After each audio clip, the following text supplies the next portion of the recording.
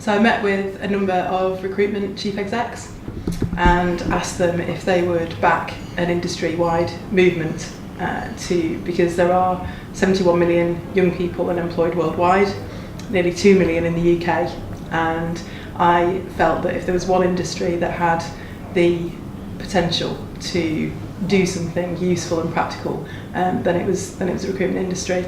And it was through that I was introduced to Gary Goldsmith and Dean Kelly, who then brought their network on board, and then Gary decided to take on a personal challenge.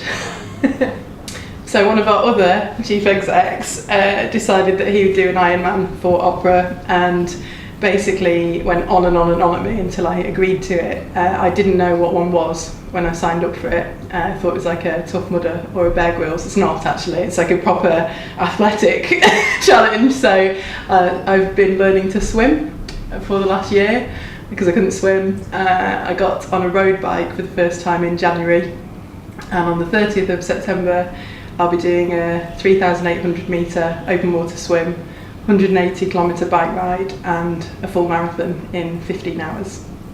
The point of it all is not to be like, oh, you know, look at all this stuff we're doing. It's about going, we expect young people to overcome seemingly impossible odds. And I think it was about, for me, it personally is about going with the right coaching, with the right mentoring, with the right support, and with, you know, putting in some damn hard work actually.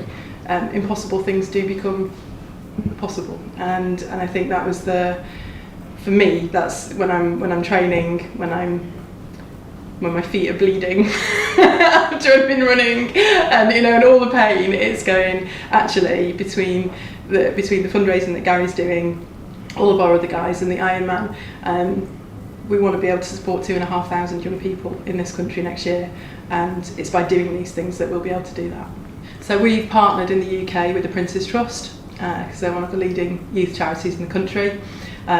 Any young person who has been successfully through one of their 12 programmes qualifies for a grant from our Thrive fund, and that can be very simple things like a birth certificate. Some young people don't have a birth certificate, so they can't get a job. Some young people get offered a job, but they don't have enough money for their bus pass or their train fare for the first month, because you don't get paid for the first month of work.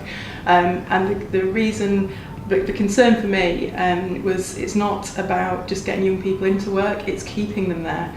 And that's Opera's main impact measurement, is how many of the young people we support are still in work a year later. So our businesses get involved doing ridiculous endurance events, but they also donate their time, so they'll do skills workshops with young people, telephone interviews. It's a skill you don't get taught at school. It's some very, I was quite shocked actually, there's some real basic things that can really just be the tipping point for a young person, and then it's about the workplace support that they get.